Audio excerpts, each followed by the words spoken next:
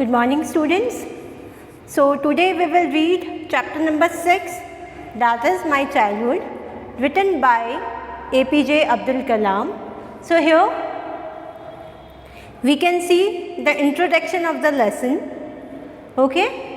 So Abdul Kalam's biography is titled Wings of Fire, and the chapter My Childhood talks about the childhood of APJ Abdul Kalam. Okay, so there is a biography, Wings of Fire, okay, of Sir APJ Abdul Kalam, and this chapter My Childhood has been taken from the biography The Wings of Fire. Okay, he was the President of India and a great scientist too. We all know that Abdul Kalam, he was a former President of India as well as he was scientist too. He was a great scientist. वो बहुत ही महान scientist थे. हम सभी उनके नाम से आप कह सकते हो परिचित हैं. APJ talks about his upbringing, his parents and siblings. He tells us about his friends and all those things that influence his childhood. So here in this chapter, My Childhood, okay, APJ Abdul Kalam talks about his upbringing, कि उनका बचपन कैसे गुजरा, ठीक है, उनकी upbringing कैसे हुई, मतलब उनका ब्रॉटअप कैसे हुआ, ठीक है, हिज पेरेंट्स, वो अपने पेरेंट्स के बारे में भी बात करेंगे इस चैप्टर में. दैन हिज सिबलिंग्स, ठीक है, उनके जो भाई बहन हैं उनके बारे में भी वो कुछ हमें बताएंगे. He tells us about his friend and all those things that influence his childhood. He will also tell us about his friends, ठीक है, अपने आपको हम सभी को पता है कि हमारे जो बचपन है, बचपन का जो समय है उसमें हमारे दोस्त हैं वो बहुत इम्पोर्टेंस रखते हैं और उन दोस्तों से हमारे चाइल्डहुड, हमारे बचपन पे क्या इन्फ्लुएंस पड़ता है, ठीक है, क्या प्रभाव पड़ता है, ठीक है, कितने सिग्निफिकेंट होते हैं हमारे अच्छे फ्रेंड्स, वो भी अब्दुल कलाम हमें बताएंगे. ठीक है, तो वो अपने जो कुछ फ्रेंड्स हैं, कुछ 3 या 4 क्लोज फ्रेंड्स हैं, हम देखेंगे later on in the chapter, उनके बारे में बात करेंगे और किस तरीके से उन्होंने उनको प्रभावित किया उनके बचपन को, ठीक है, वो भी हम इसमें रीड करेंगे. Now the theme of the chapter. Okay, the theme of My Childhood is that our life is shaped by our experiences and the people around us. Okay, here what is the theme revolving around the chapter? That जो हमारे experience होते हैं, जैसे हमारे साथ हमारा अनुभव होता है, ठीक है, कुछ ऐसे इंसिडेंट्स होते हैं जिनसे हमें कुछ सीखने को मिलता है. ठीक है, तो बचपन में कुछ ऐसे इंसिडेंट्स ज़रूर होते हैं हमारे साथ जिससे हमारे व्यक्तित्व पे, हमारी पर्सनालिटी पे भी इन्फ्लुएंस पड़ता है. ठीक है, उसके बाद कुछ ऐसे लोग जो हमारे बचपन को बहुत ज़्यादा इन्फ्लुएंस करते हैं पॉजिटिवली. ठीक है, उसके बारे में अब्दुल कलाम बात करेंगे. राइट, उसके बाद में वो कह रहे हैं Kalam secure childhood, inspiring parents, supportive friends and honest teachers instilled great value in him that give him wings of fire. Now यहाँ पे लिखा है कि अब्दुल कलाम जो थे उनका सिक्योर चाइल्डहुड था. सिक्योर मतलब सेफ़, ठीक है, जहाँ पे उनको बहुत ज़्यादा दिक्कतों का, है ना, सामना नहीं करना पड़ा, मतलब इमोशनली स्ट्रॉन्ग उनका चाइल्डहुड था. ठीक है, और उनके पास इंस्पायरिंग पेरेंट्स थे, मतलब ऐसे पेरेंट्स जो हमेशा उनको प्रोत्साहित करते थे, मोटिवेट करते थे, इंस्पायर करते थे कुछ अच्छा करने के लिए. Right, supportive, he also have supportive parents. ठीक है, उसके सपोर्टिव पेरेंट्स थे, सपोर्टिव फ्रेंड्स भी थे. ठीक है, उनके दोस्त भी कैसे थे, ऐसे नहीं थे जो कि उनके हमेशा क्रिटिसाइज़ करें और उनको उनके साथ इस तरीके से नेगेटिव थॉट जो है, नेगेटिव थॉट्स वाले उनके फ्रेंड्स नहीं थे. राइट, बहुत ही सपोर्टिव फ्रेंड्स थे. और वो क्या लिख रहे हैं कि उनके पास ऑनेस्ट टीचर्स थे. बचपन में उनका जो बचपन जो था उनका, वहाँ पे उनके पास जो लोग थे वो सभी ऐसे थे जिन्होंने उनको पॉजिटिव इन्फ्लुएंस डाला है ना, उनकी पर्सनालिटी पे. और उनके पास ऑनेस्ट टीचर्स थे. राइट, ऐसे टीचर्स जो बहुत ज़्यादा ईमानदार थे, ठीक है, जिससे वो बहुत कुछ सीख सकते थे.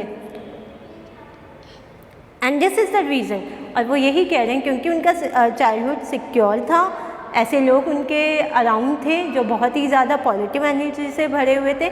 शायद यही रीज़न है कि उनको उड़ने की क्षमता मिले. Right, now shall we discuss about the title of the chapter. Now Abdul Kalam's talk about his childhood day in his autobiographical account. Now this is an autobiographical account. My child जो है, ठीक है, ये particular जो incident है उनका autobiographical incident है, मतलब उन्होंने खुद ने लिखा है, राइट। तो हम उसके बारे में बात कर रहेंगे। In particular, he talks about some incident that left an indelible impression on his young mind. Now in this chapter he will talk about some particular incidents, ठीक है। ऐसे कुछ particular incidents हैं जिन्होंने जो incidents हैं उन्होंने बहुत ही ज़्यादा इन्फ्लुएंस किया है अब्दुल कलाम सर के चाइल्डहुड को, तो उसके बारे में वो बात करेंगे, right. He describes his family, his house, his childhood experiences and his childhood friends. और in this chapter, क्योंकि ये है माई चाइल्डहुड, उनके बचपन की बात हम देखेंगे, उनके बचपन के बारे में हम देखेंगे। तो जिस तरीके का टाइटल है आपके पास, उसी टाइटल को जस्टिफाई करते हुए इसमें सारे इंसिडेंट बचपन के रखे हुए हैं, है ना। Now therefore the title my childhood is very apt. This is the reason that जो टाइटल है वो बहुत ही एप्रोप्रिएट टाइटल है, राइट। क्योंकि अब्दुल कलाम सर की हम यहाँ पर चाइल्डहुड की बात करेंगे कि बचपन उनका कैसा था, जब वो बड़े हुए, साइंटिस्ट बने, प्रेसिडेंट बने, उनके बारे में तो हम सभी जानते हैं, लेकिन बचपन में उनके साथ क्या क्या हुआ, राइट। वो कैसी फैमिली से बिलोंग करते थे, उनके फ्रेंड्स कैसे थे, टीचर्स कैसे थे, उसके बारे में हम आज देखेंगे। So shall we start the chapter? Okay, so let's start the chapter. Here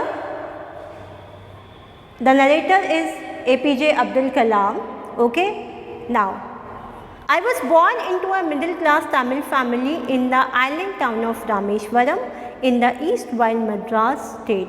Okay, here he is saying that he had born, ठीक है, उनका जो जन्म हुआ है वो एक मिडिल क्लास तमिल फैमिली में हुआ था, एक आइलैंड पे जिसका नाम रामेश्वरम है, राइट, फॉर्मर मद्रास में।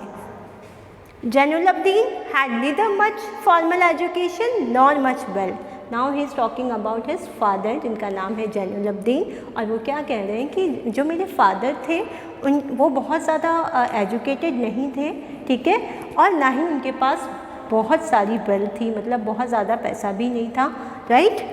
Despite these disadvantages, he possessed great innate wisdom and a true generosity of spirit. And what he is saying कि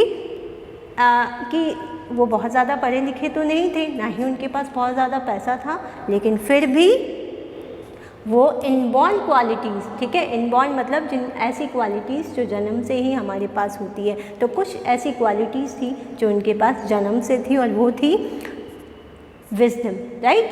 विजडम मतलब वो बहुत विवेकशील थे, ठीक है, और दूसरी बात कि वो बहुत काइंड और जनरस पर्सन थे, राइट। डिसएडवांटेज क्यों कहा है उन्होंने कि बहुत ज़्यादा एजुकेशन ना होना, मतलब बहुत कम एजुकेटेड थे वो, और पैसा भी बहुत नहीं था, ये डिसएडवांटेज में जाएगा, राइट, कि ये सब चीज़ें नहीं होने के बावजूद भी वो बहुत ज़्यादा विवेकशील थे और बहुत ही काइंड, काम और विजडम पर्सन थे, right.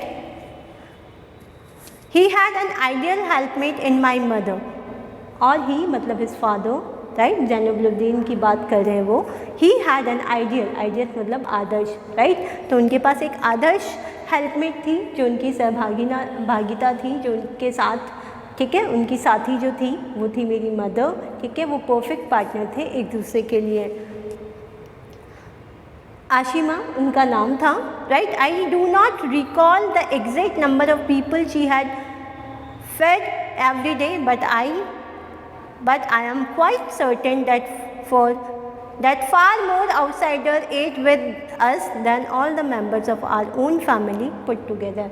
He is saying here, यहाँ पे वो क्या कह रहे हैं कि मुझे, ठीक है, एग्जैक्ट जो होता है ना वो नंबर तो मैं आपको नहीं बता सकता, लेकिन मैं इतना ज़रूर कह सकता हूँ कि जितने हमारे फैमिली मेम्बर्स थे, राइट, उससे कहीं ज़्यादा लोगों को मेरी मम्मा रोज़, मेरी जो मदर है, मेरी जो माँ है, ठीक है, अम्मा है, वो रोज़ उन इतने मेंबर को ही, है ना, हमारे घर में जितने मेंबर हैं शायद उनसे भी ज़्यादा जो आउटसाइडर थे उनको खाना खिलाती थी, मतलब she was very kind women, right, बहुत ही हेल्पफुल और बहुत ही काइंड वुमेन थी।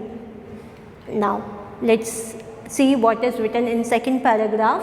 आई was one of many children, right. I मतलब APJ अब्दुल कलाम, और वो क्या नरेट करें कि मैं जो हूँ इकलौता या ओनली वन चाइल्ड नहीं था, राइट। मैं बहुत बच्चों में से एक बच्चा था, मतलब उनके जो पेरेंट्स हैं उनको और भी बेबीज़ थे, राइट। उनके और भी सिबलिंग्स थे APJ अब्दुल कलाम के। A short boy with rather undistinguished look, और मैं कैसा था, आई वॉज शॉर्ट बॉय, ठीक है, मैं शॉर्ट हाइटेड था, ओके। और जो मेरे लुक्स थे, राइट, मैं ऐसा बच्चा था जिसको कि बहुत ज़्यादा आप डिफ्रेंशिएट नहीं कर सकते हो, राइट। मैं कॉमन नॉर्मल जैसा एक होता है बिल्कुल, जिसको आप अलग नहीं कर सकते हो, राइट। कोई मेरे में स्पेशल ऐसा लुक्स में या फिज़िकल जो क्वालिटीज़ थी वो ऐसी नहीं थी कि मुझे अलग किया जाए, या मेरे को कोई स्पेशल क्वालिटीज़ नहीं थी, राइट। मेरे जो लुक्स थे वो नॉर्मल लुक्स थे, ठीक है।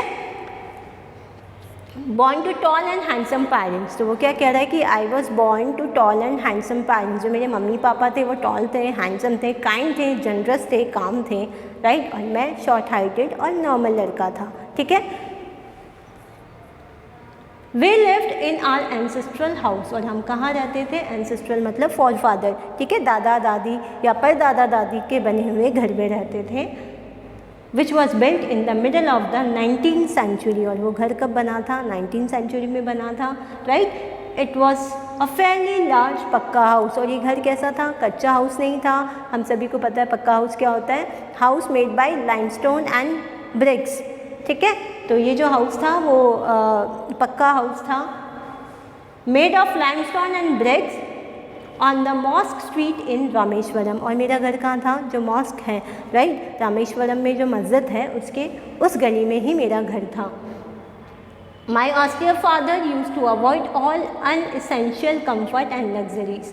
ऑस्टियर मतलब simple, strict and civil, right. और वो क्या कह रहे हैं, जो मेरे जो फादर थे वो बहुत ज़्यादा स्ट्रिक्ट फादर थे, was a simple and strict father, and he use to avoid all unnecessary okay things, ठीक है, जो हमारे लिए बहुत ज़्यादा ज़रूरी नहीं है जीने के लिए, उन चीज़ों को हमेशा अवॉइड करते थे। ऐसी कोई भी चीज़ जो बहुत ज़्यादा लग्जरियस है और हमें ज़रूरत नहीं है, तो उन सारी चीज़ों से मेरे जो फादर हमें दूर रखा करते थे। However all necessities were provided for in terms of food, medicine और क्लोथ। यद्यपि है ना, इंस्टेड ऑफ दैट कि हमें लग्जरी आइटम्स या लग्जरी लाइफ जीने का मौका नहीं दिया हमारे फादर ने। क्यों? क्योंकि उनको नहीं लगता था कि ये एसेंशियल है। वो क्या कह रहे हैं कि हमारे पास बेसिक सारी चीज़ें थी, ठीक है। You can see however all necessities मतलब जो आपको चाहिए, जो आपके लिए जीने के लिए आवश्यक है, वो सब हमें मिल जाती थी इन टर्म ऑफ फूड, ठीक है। खाना हमारे पास था, तो एक इंसान को, एक मैन या ह्यूमन बींग को क्या सबसे उनकी जो बेसिक नेसेसिटीज़ वो होती है भोजन, फूड, वो हमें मिलता था, राइट। मेडिसिन, दवाएं हमें टाइम पे मिल जाती थी अगर हम बीमार होते हैं तो, एंड क्लोथ्स, ठीक है, कपड़े भी मिल जाते थे, और घर हमारा था ही। तो मतलब ये जो बेसिक नीड्स थी वो हमेशा हमारे पास थी। In fact I would say mine was a very secure childhood, both mentally and emotionally, and hence this is the reason, क्योंकि हमारे पास बेसिक नीड्स सभी फुलफिल हो जाती थी, हमारे पास सारी बेसिक जो भी थी, ठीक है, चीज़ें जो हमें ज़िंदा रहने के लिए ज़रूरी होती है वो सब मिल जाती थी, ठीक है। इसलिए वो कह रहे हैं कि मेरा जो चाइल्डहुड था, इसीलिए शायद मैं कह रहा हूँ कि जो मेरा बचपन था वो एक सिक्योर सेफ चाइल्डहुड था, सेफ बचपन था, ठीक है। मेटेरियलिस्टिक भी, मतलब मैटर्स में भी, मतलब सारी सामान जो फिज़िकल चीज़ें जो चाहिए हमें ना, लाइक क्लोथ्स, और आप कह सकते हो शेल्टर, हाउस, वो सब भी हमारे पास था ही। उसके साथ साथ इमोशनली भी मैं बहुत ज़्यादा सिक्योर था। इमोशनली मतलब ऐसे पेरेंट्स जो आपको समझते हैं, तो इमोशनली एज वेल एज आप कह सकते हो मेटरनली भी हमारा जो घर था, हमारा जो बचपन था वो बहुत ही स्ट्रॉन्ग था, right. Now in third paragraph he is talking about the Second World War. Okay, so the Second World War broke out in 1939. So here he is writing about Second World War, जब वो 1939 में start हुआ, broke out हुआ, right, when I was 8 years old। और तब अब्दुल कलाम जो थे वो 8 साल के ही थे। For reason I have never been able to understand, I don't know the reason, ठीक है, मेरे को आज तक नहीं पता चला, ठीक है, what is the reason, let's see. A sudden demand for tamarind seeds erupted in the market, मुझे नहीं पता, ठीक है, रीज़न जो मैं आज तक भी नहीं ढूंढ पाया, ठीक है, कि सेकेंड वर्ल्ड वॉर के टाइम जब मैं 8 साल का था तो बाज़ार में, ठीक है, मार्केट में अचानक क्या हुआ, जो इमली के बीज होते हैं ना, उनकी जो डिमांड है वो बहुत ज़्यादा इंक्रीज़ हो गई। I use to collect the seeds and tell them to a provisional shop on mosque street, okay. And then मैं क्या करता था, क्योंकि जो डिमांड है टैमरिंड सीड्स की वो बहुत ज़्यादा इंक्रीज़ हो गई थी, तो मैं जो हूँ, ठीक है, मैं बहुत सारी सीड्स जो है दिन भर कलेक्ट करता and then I use to sell them, फिर उसके बाद में मैं उनको बेच देता, राइट। एक प्रोविजनल शॉप मतलब किसी भी किराने की शॉप पर, और मुझे कुछ पैसे मिलते हैं, राइट। ऐसी प्रोविजनल शॉप आप कह सकते हो जो मॉस्क स्ट्रीट में थी, ठीक है। उनके घर के पास जो प्रोविजनल एक नॉर्मल आप कह सकते हो किराने की जो शॉप है, उस पर जाके वो बीज जो है, वो सीड्स जो है वो बेच दिया करते थे। A day's collection would fetch me the princely sum of 1 आना, और वो एक दिन का कलेक्शन 1 आना हुआ करता था उनके लिए, 1 आना, राइट। और ये जो पैसे थे वो बहुत ज़्यादा था। प्रिंसली सम उन्होंने क्या कहा है यहाँ पे, आयरॉनिकली कह रहे हैं, 1 आना ही मिलता था उनको, ठीक है, जो उस समय, ठीक है, बहुत बड़ी, क्योंकि वो छोटे थे तब उनके लिए वो बहुत बड़ी रकम, बहुत ज़्यादा अच्छी अमाउंट उनको मिल जाती थी। My brother in law Jalaluddin would tell me stories about the war, और मेरे जो मेरे ब्रदर इन लॉ है, इनका नाम जलालुद्दीन है, ठीक है, वो मुझे बहुत सारी वर्ल्ड वॉर से रिलेटेड कहानियाँ सुनाते थे उस समय, which I would later attempt to trace in the headlines in Dinamani, right. और वो कुछ ऐसी कहानियाँ जो बाद में मुझे पढ़ने को मिलती, रीड करने को मिलती, ठीक है, दीना मनी में, राइट। तो ऐसी बहुत सारी कहानियाँ जो हैं वर्ल्ड वॉर से रिलेटेड वो उन्होंने बचपन में सुनी है। Our area being isolated was completely unaffected by the war, क्योंकि हमारा जो एरिया था, राइट, जो हमारा घर था या हमारा जो आइलैंड था रामेश्वरम, ठीक है, वो आइसोलेटेड था, मतलब अलग था थोड़ा, ठीक है, तो बहुत ज़्यादा असर स्टार्टिंग टाइम में उसके ऊपर नहीं दिखा, राइट। वॉज कम्प्लीटली अनअफेक्टेड, बहुत ज़्यादा उस पर प्रभाव नहीं पड़ा वॉर का शुरू में, बट सून, लेकिन जैसे जैसे, कब की बात कर रहे हैं हम, but soon India was force to join the allied forces and something like a state of emergency was declared. लेकिन ये जो फ़र्क है, जो अफेक्शन है, वो अफेक्ट आप कह सकते हो कि ये जो प्रभाव है वो कब पड़ने लगा, जब इंडिया में इंडियन फोर्सेस जो थी उनको फोर्स किया गया कि वो they should join the armies of UK, USA and Russia during the Second World War, right। जब ये डिक्लेयर हो गया कि इंडियन आर्मी को भी, ठीक है, इस वर्ल्ड वॉर में पार्टिसिपेट करना पड़ेगा, राइट, उसके बाद जो है हमारा जो आइलैंड था उसके ऊपर कुछ इसका प्रभाव देखने को मिला, राइट।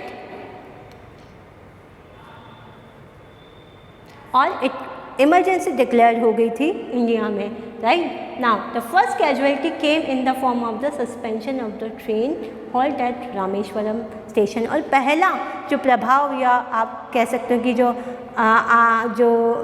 जो प्रॉब्लम्स उन्होंने फेस करी, राइट, जो पहली इसकी जो रिज़ल्ट था जो देखने को आया सामने, वो था कि रामेश्वरम स्टेशन पे जो ट्रेन रुका करती थी, हॉल्ट मतलब टू स्टॉप, राइट, वहाँ पे कुछ देर के लिए जो ट्रेन रुका करती थी अब वहाँ से डायरेक्ट जाने लगी। सस्पेंशन मतलब खारिज हो जाना, ठीक है, कि ट्रेन जो है जो बस स्टॉप पे रुकती, जो स्टेशन पे रुकती थी रामेश्वरम में, अब वो नहीं रुक सकती। The newspaper now had to be bundled and thrown out from the moving train on the Rameshwaram road between Rameshwaram and Dhanushkodi, okay. और अब क्या था, उस समय जो न्यूज़पेपर है वो ट्रेन के थ्रू ही आता था, राइट। तो अब जब स्टेशन पे ट्रेन नहीं रुकेगी तो न्यूज़पेपर कैसे मिलेंगे लोगों को, तो क्या होता था कि उस समय रामेश्वरम और धनुषकोडी के बीच में जो स्पेस हुआ करता था, बीच का जो आप कह सकते हो कि जो उस समय का स्टॉपेज था, उसी के बीच में, उसी के दौरान जो बंडल्स हैं न्यूज़पेपर के वो वहाँ से मूविंग ट्रेन से, मतलब चलती हुई ट्रेन से फेंके जाते थे, और कोई कलेक्ट करने वाला होना चाहिए, मतलब कलेक्ट जो हॉकर्स थे, राइट, वेंडर्स से, वो क्या करते थे, वहाँ से न्यूज़पेपर कलेक्ट करके उसके बाद में उसको सेल करते थे। That forced my cousin Samasuddin, who distributed newspaper in Rameshwaram, to look for a help hand to catch the bundles, and as if naturally I filled the slot, right। और this is the reason, जो मेरा एक cousin है जिसका नाम शमसुद्दीन है, right. वो distributor था न्यूज़पेपर का उस समय और रामेश्वरम में, और उसे अब बंडल स्केच करने वाला कोई हेल्पर चाहिए था, and this is the reason he approached मी। और इसीलिए शमसुद्दीन जो उसका कज़न था वो उसने अप्रोच किया APJ अब्दुल कलाम को, और उन्होंने कहा कि मुझे एक हेल्पर चाहिए जो बंडल्स को कैच कर सके, राइट, और कलेक्ट कर सके। Shamsuddin help me earn my first wages, and Shamsuddin जो थे, ठीक है, मेरे जो कज़न थे, उनकी वजह से मैंने पहला अपनी कमाई जो है, अपनी पहली वेजेस जो है, मजदूरी जो है, वो मैंने अर्न किया, right. Half a century later I can still feel the surge of pride in earning my own money for the first time. और आज भी, ठीक है, मुझे वही फीलिंग, वो जो प्राइड है, पहली अर्निंग जो होती है ना, उसकी जो खुशी है, वो मैं आज भी महसूस कर सकता हूँ। वो जो गर्व है, राइट, वो जो एक खुशी होती है कि मैंने अपनी लाइफ का पहली इनकम अर्न की है, वो मैं आज भी, वो जो आप कह सकते हो कि गर्व, खुशी, आज भी मैं महसूस कर सकता हूँ उस पहली मजदूरी, उस पहले अर्निंग का। Now in this fourth paragraph, APJ Abdul Kalam will discuss about his inherited qualities, right। इस जो पैराग्राफ में है वो कुछ ऐसी क्वालिटीज़ जो उनके पेरेंट्स से उनको मिली है वो यहाँ पर डिस्कस करेंगे, right. Every child is born with some inherited characteristics. ऐसे इनहेरिटेड मतलब ऐसे कुछ गुण जो उन्हें अपने फादर से मिले हैं। तो वो कह रहा है कि हर बच्चा कुछ इनहेरिटेड क्वालिटीज़ के साथ उसका जन्म होता है। into a specific socio-economic and emotional environment and trained in certain ways by figure of authority. I inherited honesty and self-discipline from my father. Okay, और वो क्या कह रहा है कि हमारा जो बचपन है, राइट, जो या फिर हमारा जब जन्म होता है, तो जिस तरीके से हमारी आप कह सकते हो कि बैकग्राउंड होती है लगभग कुछ, उससे हम कुछ ना कुछ, वो जो कुछ क्वालिटीज़ होती है वो हमारी इनबॉर्न क्वालिटीज़ होती है, राइट। तो यहाँ पे भी वो कुछ ऐसी क्वालिटीज़ की बात कर रहा है जो उनको उनके फादर से मिली है, right. I inherited honesty and self discipline from my father. और वो क्या कह रहे हैं, मुझ में वो जो गुण है, मैंने कुछ ऐसे जो क्वालिटीज़ है वो मेरे फादर से आई है, ठीक है। वो जो क्वालिटीज़ वो है ऑनेस्टी, ठीक है, ईमानदार रहना अपने काम के प्रति, ठीक है, अपने समाज के प्रति, अपने आप के प्रति, एंड सेल्फ डिसिप्लिन, है ना, कि आप खुद को डिसिप्लिन में बांध के रखें, ठीक है। सेल्फ डिसिप्लिन मतलब आप कोई और आपको ना सिखाए कि आपको किस तरीके से रहना है, बिहेव करना है, ठीक है, आप खुद ही सेल्फ डिसिप्लिन हो, राइट। तो वो कह रहा है कि अनुशासन और ऑनेस्टी, ईमानदारी, ये मुझे अपने पापा से विरासत में मिली है। फ्रॉम माई मदर, और अगर मैं बात करूँ अपनी मदर की, माँ की, आई inherited faith in goodness and deep kindness and so did my 3 brothers and sisters, right. और वो क्या कह रहे हैं कि ये जो उनकी मदर से उनको सीखने को मिला है, उनको विरासत में मिला वो है कि one should have faith in goodness, कि अच्छाई में हमेशा भरोसा करना चाहिए, मतलब आपको अच्छा करना चाहिए, सबके बारे में अच्छा सोचना चाहिए। तो हमारी जो मदर्स होती है, राइट, उनकी जो मदर है वो बिल्कुल हमारी मदर्स की जैसी हैं, राइट। जैसा हमें अपनी जो मदर है, अपनी माँ से यही सीखने को मिलता है कि हमें सबके साथ अच्छा करना चाहिए, अच्छे से रहना चाहिए, ठीक है, सबके बारे में सोचना चाहिए। उसी तरीके से अब्दुल कलाम की जो मदर थी वो भी, ठीक है, उनसे ये क्वालिटी उनको मिली। And she was very kind, क्योंकि वो बहुत ज़्यादा काइंड थी, क्योंकि वो बहुत ज़्यादा लोगों के प्रति दया की भावना रखती थी। तो सेम ये जो क्वालिटी है, ठीक है, वो अब्दुल कलाम को अपनी मदर से मिली। और वैसा ही, ठीक है, उनके 3 भाई थे और बहनें भी थे। तो वो क्या कह रहे हैं कि जैसा मेरे साथ था, ठीक है, मैंने ये जो क्वालिटीज़ इनहेरिट की है, सेम वैसे ही मेरे जो दूसरे सिबलिंग्स थे, ठीक है, उन्होंने भी ये सारी क्वालिटीज़ जो है वो एक्वायर करी है अपने पेरेंट्स से। I had 3 close friend in my childhood, क्योंकि अब बात कर रहे हैं हम बचपन की, राइट। तो बचपन में वो क्या कह रहे हैं कि बचपन ऐसा, कोई भी बचपन, किसी का भी ऐसा बचपन नहीं होता जिसमें उनके कुछ दोस्त नहीं हो, ठीक है। तो यहाँ पे भी उनके 3 क्लोज फ्रेंड्स हैं और उनका बहुत इंपॉर्टेंट रोल है, right. So here he will discuss about his 3 close friends, okay. Now Ramanand Shastri, ठीक है, एक का नाम रामानंद शास्त्री था, नेक्स्ट अरविंदन एंड शिव प्रकाशन, ठीक है। रामानंद शास्त्री उनके क्लोज फ्रेंड थे, अरविंदन उनके क्लोज फ्रेंड थे और शिव प्रकाशन उनके बेस्ट फ्रेंड थे, मतलब ये तीनों उनके बहुत ही काफ़ी क्लोज फ्रेंड थे।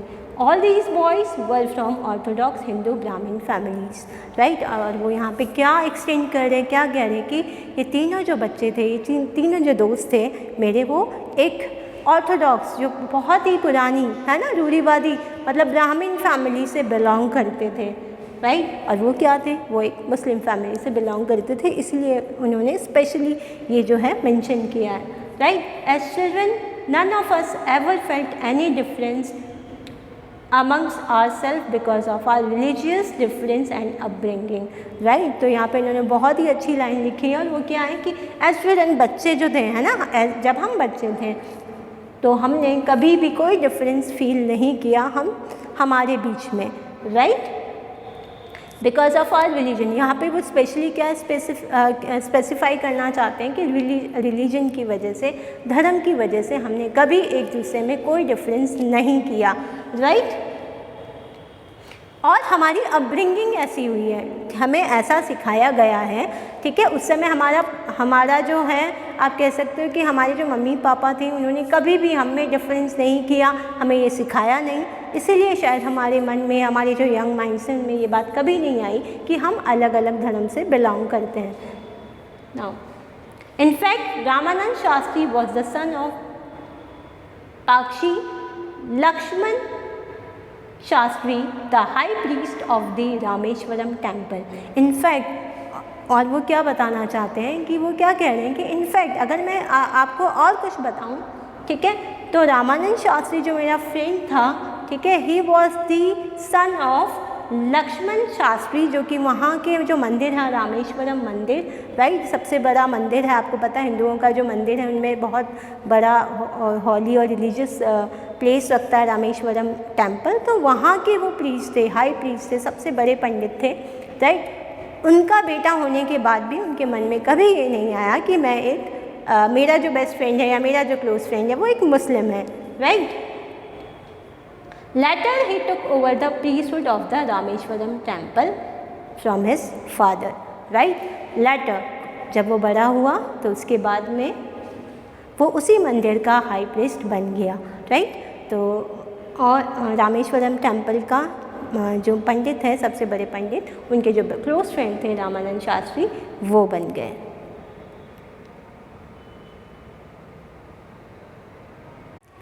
नाउ अरविंदन, अब वो अपने सेकंड जो फ्रेंड है, उनका जो क्लोज फ्रेंड है, उसकी बात कर रहे हैं। Aravindan went into the business of arranging transport for visiting pilgrims, ठीक है। और जो मेरा दूसरा जो दोस्त था उसका भी अलग बिजनेस था, और वो किस में चले गया, वो ट्रांसपोर्ट बिजनेस में चले गया। उनका काम था जो पिलग्रिम्स थे, जो आप कह सकते हो कि यात्री थे, तीर्थ यात्री थे, ठीक है, उनके ट्रांसपोर्ट, मतलब जो तीर्थयात्री जो होते हैं जिनको अलग अलग तीर्थों पर विज़िट कराया जाता है, वो उस काम में लग गए, वो ट्रांसपोर्ट के काम में जो है वो इन्वॉल्व हो गए, राइट।